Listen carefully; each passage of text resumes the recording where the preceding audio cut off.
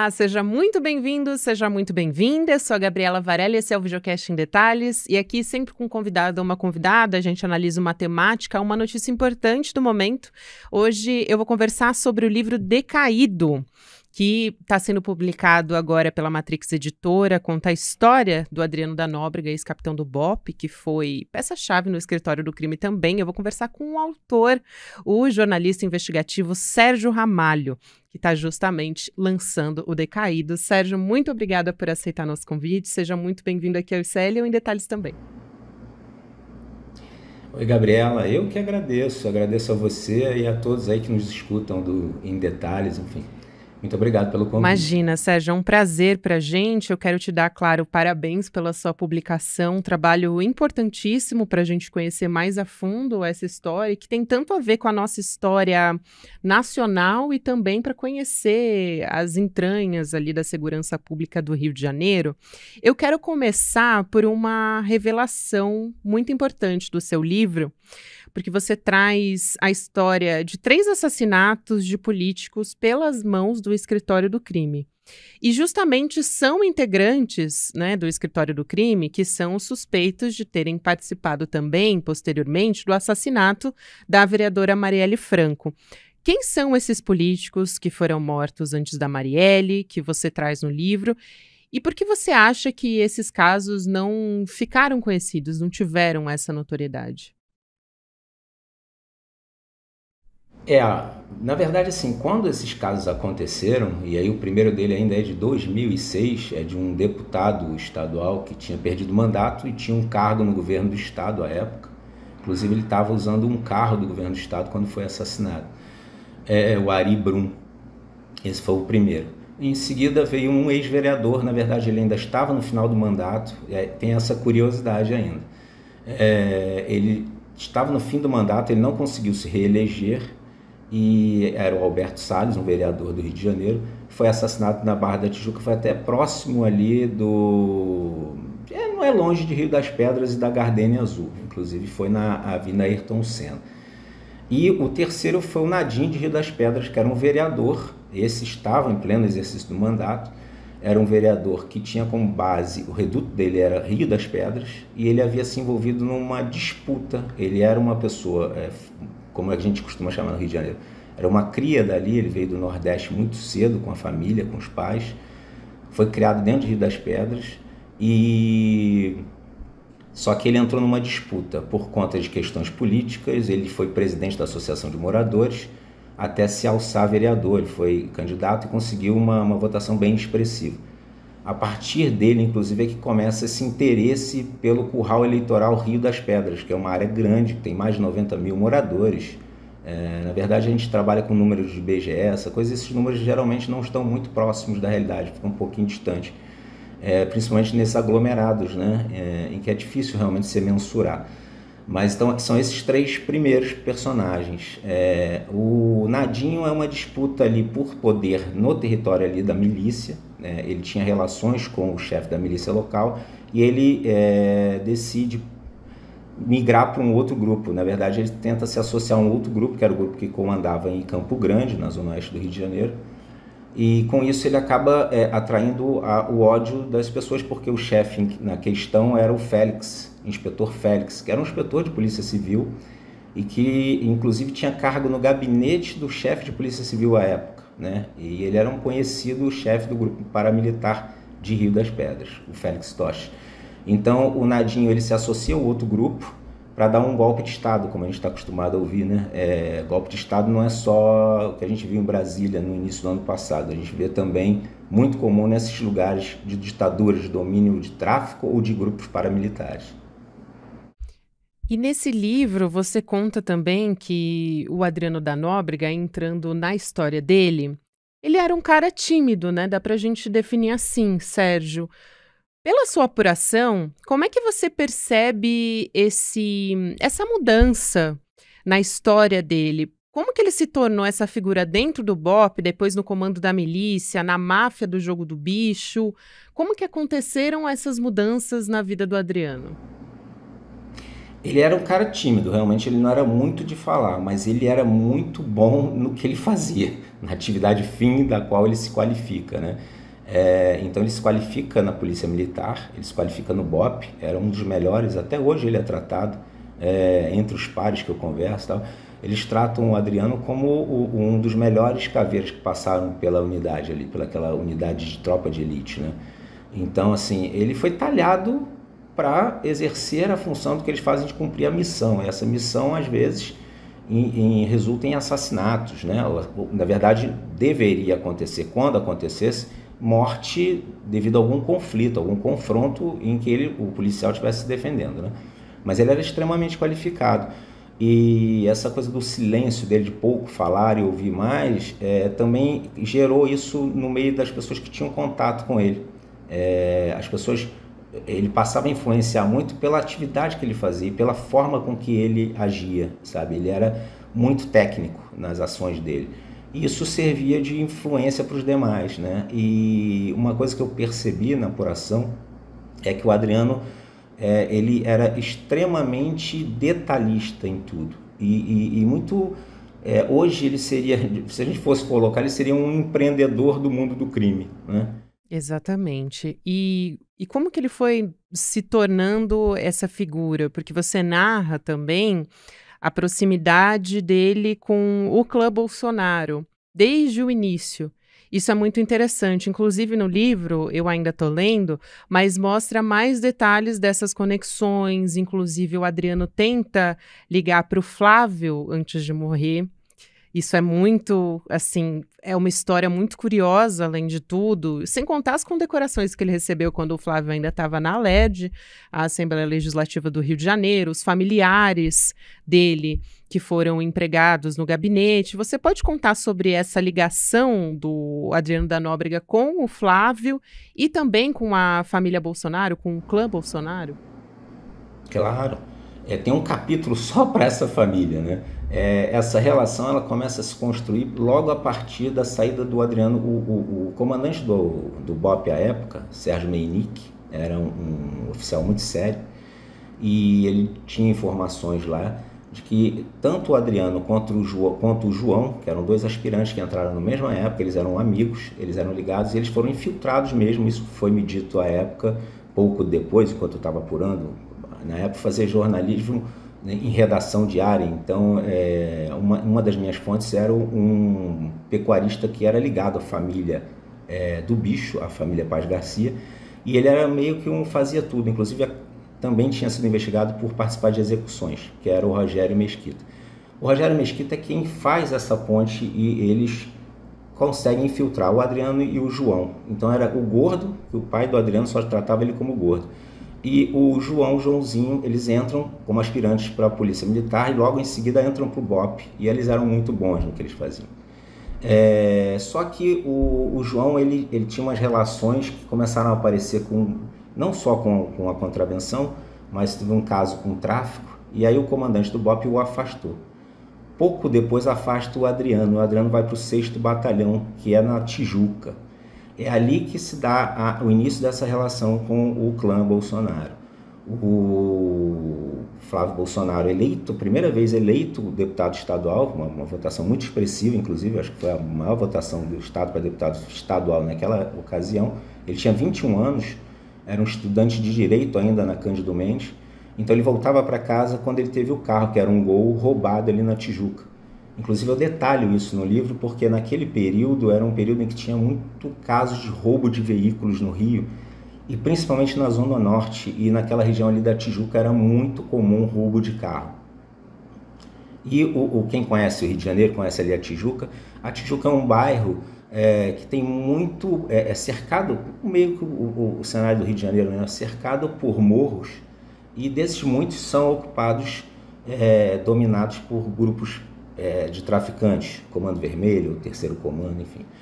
A partir desse episódio, o Adriano inicia uma caça pelos supostos envolvidos, né, ou pelos envolvidos no roubo do carro do Flávio, e então aí ele se envolve numa série de mortes, naqueles que chamavam naquela época do confronto entre o policial e o suposto traficante, enfim, naqueles confrontos. E ele também se envolve num caso em que ele sequestra o grupo dele, a Patamo que ele comandava, sequestra o filho do Isaías do Borel, que era um traficante, está vivo ainda hoje, mas está preso numa unidade de segurança máxima, o que não impede de continuar mandando ali no morro. Então ele participa do sequestro do filho do Isaías do Borel. Isso incendeia aquela região. Essa história de que eu não conhecia o Adriano, não sei o quê, era só por conta da contratação da mulher ou da mãe. Não, aquilo ali é continuidade de uma relação construída a partir desse episódio do carro roubado, né? O Adriano, de fato, um tempo depois, é afastado do batalhão da Tijuca. Aí ele passa, tem uma passagem relâmpago pelo batalhão de Jacarepaguá, o 18º, onde tem uma relação muito forte ali já tinha aqueles grupos paramilitares fortes ali, alguns grupos inseridos dentro do batalhão, policiais com ligações com milícia inseridos ali. E ali ele também trabalha diretamente em casos com o próprio outro personagem muito conhecido das relações com a família, que é o Fabrício Queiroz, né? Inclusive eles participam de uma execução juntos, que foi tratada como uma morte numa suposta troca de tiros. Se você for pegar todos os casos, isso me chamou muito a atenção, todos os casos que envolvem o Adriano, mas de uma certa maneira, em certa medida, isso se repete mais ou menos com outros policiais também, que essas investigações nunca vão a lugar nenhum, elas não chegam, elas não dão um indiciamento, elas não geram uma denúncia e tampouco uma condenação na justiça. O Adriano teve uma condenação, e essa condenação é que mostra bem a relação dele, que é quando ele participa de uma tortura de um jovem que trabalhava como flanelinha aqui no Rio de Janeiro. Inclusive ele trabalhava credenciado na prefeitura, ele tinha aquela carteirinha de vender coisa. Ele trabalhava em Copacabana, nos arredores ali do Copacabana Palace, mas havia suspeita que ele fazia o que costuma se chamar de estica, que é aquela venda de droga no varejo ali, fora de comunidade, na rua. Isso nunca foi comprovado, tá? O rapaz era trabalhador, tinha família, mas dentro da investigação consta esse dado de que ele teria sido. O que levou o grupo do Adriano, nessa época ele morava numa kitnet em Copacabana, com a primeira namorada que vira a mulher dele, mãe da primeira filha dele, que é a Daniele, porque ele tem uma irmã chamada Daniela. Então, assim, essas relações se constroem ali, a partir dali. Ele vivia numa kitnet com ela. O Adriano sempre foi muito ambicioso e, como ele teve uma adolescência em que ele via lá na fazenda onde o pai trabalhava, que era o sítio, uma fazenda Garcia e Aras Modelo, que pertence a esse clã Paz Garcia. Então ele via aquela coisa da ostentação. Naquela época o Maninho, que era um dos chefões do jogo no Rio de Janeiro, na zona sul do Rio de Janeiro, chegou a ser capa da revista do Jornal do Brasil, como o novo rei do Rio, e aí montado numa moto, bacana, aquela coisa. O Adriano queria aquilo ali para ele também, né? Ele cresceu vendo aquilo ali. O pai dele trabalhava para os Paz Garcia. O pai dele, inclusive, participava do que eles chamavam, e isso eu ouvi do próprio Rogério Mesquita também, que também participava desse grupo. Eles diziam que eles faziam a cerca da fazenda andar nas noites de lua. Aí, como assim? Na verdade, era grilagem de terra. Então, eles iam invadindo outras áreas, né? E expandindo assim o território, a fazenda deles lá. Tanto que o Adriano, na concepção do Adriano, a família tinha uma dívida com o pai dele, com ele, é que ele chega a tomar essa fazenda. No momento do auge do Adriano ali, de chefe do escritório do crime, bem relacionado com o clã Bolsonaro e com outros políticos, não foi só com o clã Bolsonaro, tá? O Adriano chega ao ponto de tomar aquela fazenda ali da família Paz Garcia, porque já tinham sido eliminados os homens, só tinham as mulheres. E nessa questão da contravenção, as mulheres não têm poder de mando algum. Eles não deixam mulheres cuidarem dos negócios da família. É uma coisa bem machista mesmo. Então, assim, voltando para a relação com os Bolsonaro, ela começa a construir ali. E depois, se você for ver, a partir dessa morte, esse rapaz foi torturado, porque eles queriam o que eles queriam, na verdade? O Adriano queria que esse rapaz passasse a pagar uma mesada semanal a eles. Se você trabalha com venda de droga, então você vai pagar uma mesada para a gente semanal. Esse garoto foi torturado e ele denunciou isso. Então, assim, no momento em que ele procura a Polícia Civil, ele faz uma denúncia, quando o Adriano volta com o grupo dele, ele já não volta para conversar. Eles levam o garoto para um galpão abandonado em Cordovil. Esse garoto é torturado e é morto ali. Foi o que levou o Adriano a ser preso. A primeira prisão do Adriano em flagrante foi essa. Ele foi preso ainda em flagrante por conta disso. E se não me engano, foi essa prisão que levou o Jair Bolsonaro, no julgamento, a defender o capitão Adriano posteriormente. Exatamente. No Congresso, né? É o que mostra, não, isso só no Congresso não, assim, o que mostra que eles ficam negando o tempo todo, a gente conhecia, era conhecido, porque era um bom policial. O que você mostra bem essa relação, a construção dessa relação, é que nesse período em que o Adriano ficou preso, e o curioso, assim, o Adriano ele tinha tanta influência já nesta época, que o comandante do batalhão foi para a porta da delegacia, assim, quase que tentar tirar ele de dentro da delegacia, junto com o grupo, sabe? Criou-se uma situação muito complexa, a imprensa estava na frente lá, rolou o dedo na cara, ameaça, aquela coisa toda.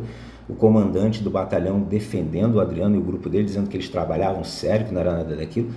Mas o resultado disso é que foi feito uma varredura dentro do batalhão e se encontrou nos armários um monte de armas que foram apreendidas durante essas operações que eles fazem, e eles vão guardando essas armas. Algumas são entregues, né? E outras ficam para eles, eles formam os próprios paióis de armas, né? Cada um tem o seu armamento.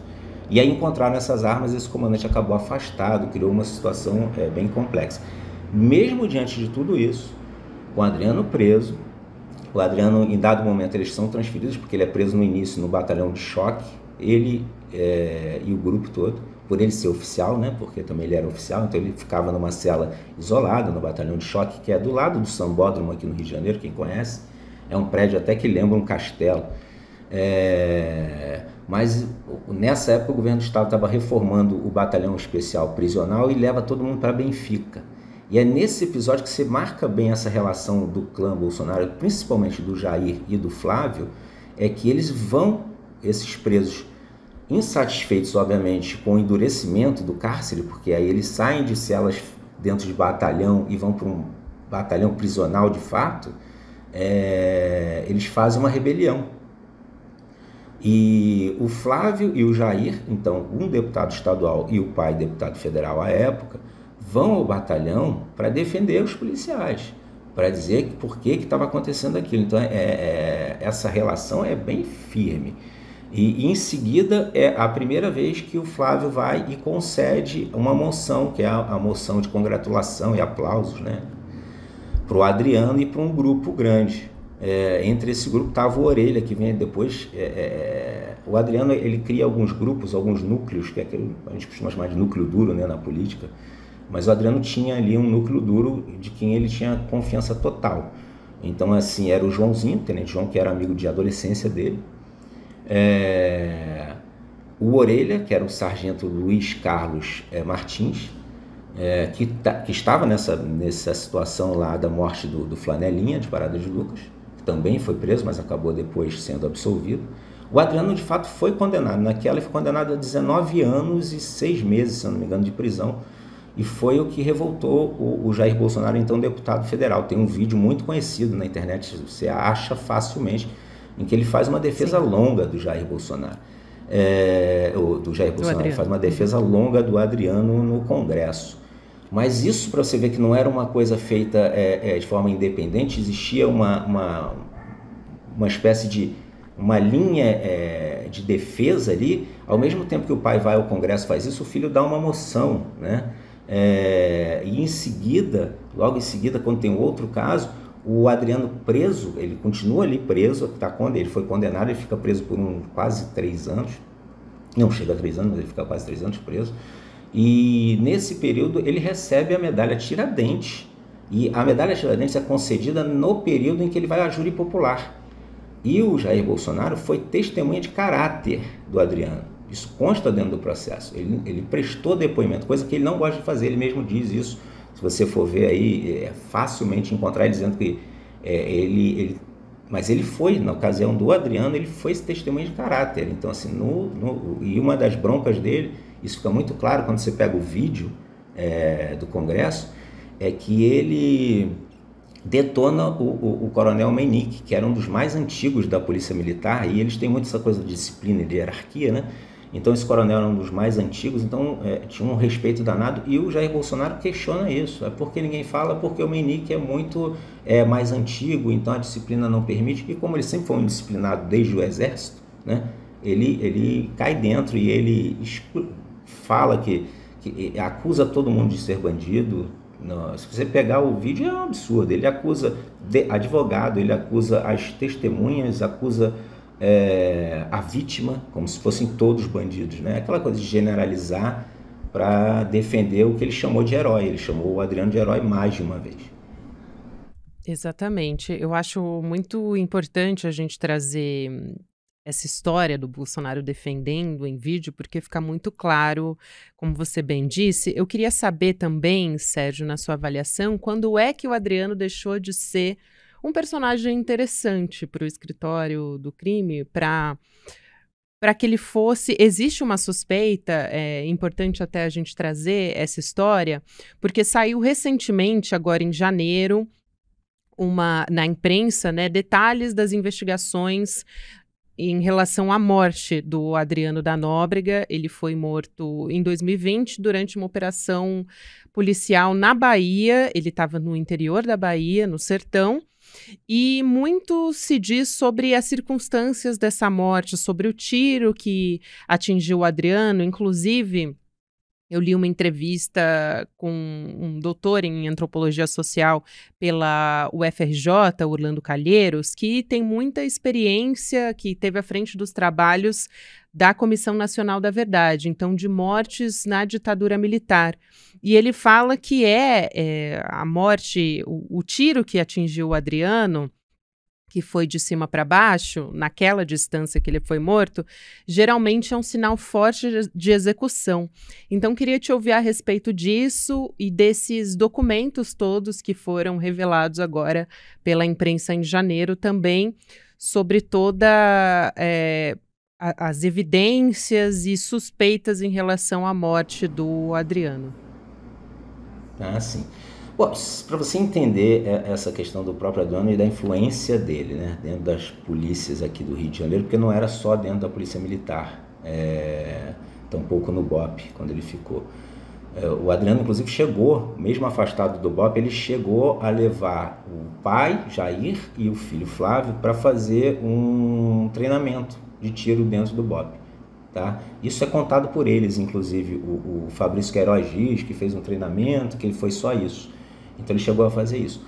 O Adriano era um cara muito bem relacionado, e como ele tinha essa relação já antiga com a contravenção, eu costumo dizer que era uma relação umbilical, porque ele não era da família Paz Garcia, mas ele cresceu ali dentro, né? Então ele tinha essa relação antiga. E com isso ele era um cara que fazia essa ponte com o policial que está na instituição, né, na delegacia ou no batalhão, faz aquela conversa. O Adriano era o cara que levava o dinheiro para a delegacia de homicídios, para essas questões relacionadas ao escritório do crime e algumas das mortes praticadas pelo grupo. Quando o Adriano tem a prisão dele decretada em 2019, em janeiro, e curiosamente o juiz assina a prisão dele no dia do aniversário dele de 42 anos, ele nasce no dia 14 de janeiro de 74, se eu não me engano. Ele tinha 42 anos quando ele teve a prisão decretada naquele episódio que foi a Operação Intocáveis. O próprio nome da operação diz muito, né? Por que Intocáveis? Né? Era o Adriano, um ex-capitão da Polícia Militar, que foi expulso em 2014 e, apesar disso, só era tratado como capitão por todo mundo, mesmo não sendo mais capitão. Tinha um major da PM ligado a ele, que era um dos braços dele dentro de Rio das Pedras, porque, como ele disse, esse grupo atuava como uma holding. Então, cada um cuidava de um setor. O setor de construção, o setor de extorsão ali do comércio. Então, assim, era a coisa bem organizada, muito organizada. Aquele transporte, quem vai na Barra da Tijuca vê aqueles barquinhos circulando na lagoa, nas lagoas da Barra ali, naqueles canais ali. O Adriano foi um dos que recebe aquilo ali, passa a extorquir, a cuidar daquilo ali, mas ele empreende, como eu disse, ele era um empreendedor, de fato. Então ele cria um modelo ali de gestão em que aumenta os barcos, aumenta o lucro até de quem fazia o trabalho com barco, ele emprestava dinheiro para esses caras para eles trocarem os barcos e assim eles ficavam com os caras na mão. E o que consta na investigação é que ele ganhou esse poder de aquilo ali é dele, o Adriano é que coordena aquilo ali, a partir da execução do Nadim de Rio das Pedras. Seria um prêmio, né? Aquilo ali. Então, voltando nessa questão que você disse, a partir da prisão dele decretada em 2019, ou seja, quase um ano depois do assassinato da Marielle, o Adriano ele sai um pouco dali da vista de Rio das Pedras, mas ele retorna em seguida, tanto que ele cobra no mês seguinte o aluguel das pessoas, porque ele tinha mais de 200 apartamentos lá, desses apartamentos construídos ilegalmente. E ele fazia essa cobrança pessoalmente, de bicicletinha ou de moto. Ele gostava de fazer isso. E você imagina alguém dizer para o Adriano que, pô, esse mês eu não vou conseguir pagar o seu aluguel. Acho que é impossível, né? Então, assim, o Adriano, depois que o cerco vai se fechando de fato, ele sai do Rio de Janeiro. E aí eu conto isso no livro, ele vai para vários lugares, ele vai para vários estados. O Adriano ele foi para Rondônia, o Adriano foi para Tocantins. Curiosamente, alguns estados em que o bolsonarismo é muito forte, né? E ele vai para o Sergipe. Ele tinha uma prima, inclusive, que daquela região ali, porque aquele pedaço da Bahia onde ele foi morto é muito perto do Sergipe, faz ali aquela divisa ali de limite de estado, ali muito próximo. Eu não me lembro agora os nomes das cidadezinhas ali, mas ele tinha, inclusive, eu não consegui confirmar se ele tinha uma fazenda ali ou se ele usava um espaço de alguém, mas ele comprou gado, ele comprou cavalos naquela região. E ele tinha uma prima que cuidava disso para ele, porque essa prima era veterinária. Inclusive, ela dá muita ajuda para ele quando ele está fugindo.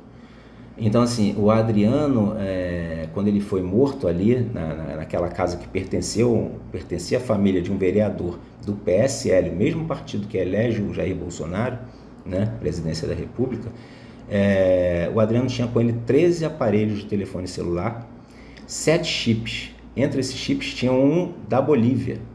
Então, assim, o cara, ele tinha um sistema de comunicação muito complexo e sofisticado, sabe? Exatamente para evitar que ele fosse localizado, essa coisa toda. Então, eu até coloco esse detalhe, ele tinha mais poder de comunicação do que de armas de fogo, para um cara que era um sniper, né? Ele tinha 2 espingardas velhas, um 38 velho, não digo que não funcionassem, tá? E uma pistola que ele carregava, que era uma pistola austríaca que ele gostava muito. Não é uma Glock, é uma outra, uma marca bacana e tal. E ele tinha essa pistola com ele. Eu acredito que ele também tenha reagido. Agora, eu também conversei com muita gente, e várias pessoas, inclusive do BOPE, porque tem uma curiosidade, a partir do BOPE do Rio de Janeiro se constrói essas tropas de elite nas polícias militares de outros estados. A polícia militar, o BOPE da Bahia, que mata o Adriano, foi treinado pelo BOPE do Rio de Janeiro. Então, assim, eles sabiam do potencial do Adriano de fazer um estrago. Agora, é óbvio que se a intenção era pegar ele vivo, isso eu acho que seria muito fácil, demandaria mais tempo. O cara estava cercado num sítio, numa casa de sítio, por 70 homens, bastava deixar ele acabar a comida, acabar a água e criar toda aquela situação de estabilidade que eles sabem fazer, com luz à noite, barulho, aquela coisa toda. O cara ia ficar exausto, 2 dias eles iam conseguir pegar o cara. Estou lendo o livro, é uma leitura interessantíssima, para além de tudo, é um livro muito gostoso de ler, fica a indicação para quem está nos acompanhando, e também porque é um trabalho muito corajoso que você faz há muitos anos, inclusive você chegou a saber, né, que por um relato do Disque Denúncia, que você seria alvo de um atentado por bicheiros que foram citados na sua reportagem. Então, é um trabalho importante e, ao mesmo tempo, muito corajoso. Então, quero te agradecer por você aceitar nosso convite. Fica aqui, claro, as portas escancaradas para você voltar sempre que puder. Um abraço grande. Nossa, eu que agradeço, e bom saber que você está gostando, que bom mesmo. Espero que as pessoas também gostem, enfim. E é muito importante que a gente saiba como que se deu essa relação do Adriano com o escritório do crime, com o clã Bolsonaro. Então, o livro está mostrando muito bem como é que essa história começou e como é que esses fios, você vai puxando um fio e vão aparecendo outros. Então, essa história, acho que ainda tem muito para ser contada. Obrigada, viu, Sérgio? Um abraço grande e até uma próxima. Até eu que agradeço. Obrigadão. Até mais. Videocast em Detalhes fica por aqui. O nosso próximo episódio vai às 10h30 da manhã, ao vivo no YouTube, por onde você acompanha toda a nossa programação. E eu lembro a você que está chegando o Mapa da Mina de 2024, onde o Eduardo Moreira faz as previsões de oportunidade de investimento e também analisa o mercado para esse ano que está começando. Por quê? Eu tô falando agora do Mapa da Mina, porque ano passado o Edu acertou todas as previsões e é muito importante para você que está querendo começar esse ano, de repente fazer um investimento, conseguir salvar um dinheirinho a mais. Vai ser no dia 28 de janeiro, que é um domingo, às 8 horas da noite. Você precisa fazer a sua inscrição para poder participar. Vai ser de graça, diferente normalmente desses lugares que fazem eventos fechados, exclusivos, que cobram por esse serviço. Aqui no ICL você pode participar de graça e garantir a sua vaga em edu1.com.br/emdetalhes. Você pode participar e chamar quem você conhece, quem investe, quem está tentando aí impulsionar os negócios. Fica a dica para você. Muito obrigada a você que me acompanhou até aqui. Só lembrando que o nosso próximo episódio vai ao ar sempre às 10h30 da manhã no YouTube, mas você também pode ouvir a gente nas plataformas de áudio. Em Detalhes fica disponível logo cedo, a partir das 7 horas da manhã. E até amanhã. E aí, galera, tem super novidade na área. Tá vendo aqui atrás? O site do ICL Notícias está on! É isso aí, o maior jornal da internet no Brasil agora tem a sua versão portal também, com a mesma luta e a mesma independência, levando até vocês todos os dias as melhores notícias. Acesse de onde você estiver, www.iclnoticias.com.br. A gente chegou para fazer jornalismo de verdade, sem rabo preso com ninguém. Nosso compromisso com a verdade e com a mudança. Eu quero dar para vocês da nossa comunidade uma missão, um pedido de ajuda. Pega esse link e envia para todos os seus contatos do Telegram, do WhatsApp. A gente precisa fazer essa novidade chegar para todo mundo. Onde tiver notícia, o portal ICL Notícias vai estar lá, com independência e seriedade. Clica lá e mande para os seus amigos. Vamos embora! A revolução está só começando.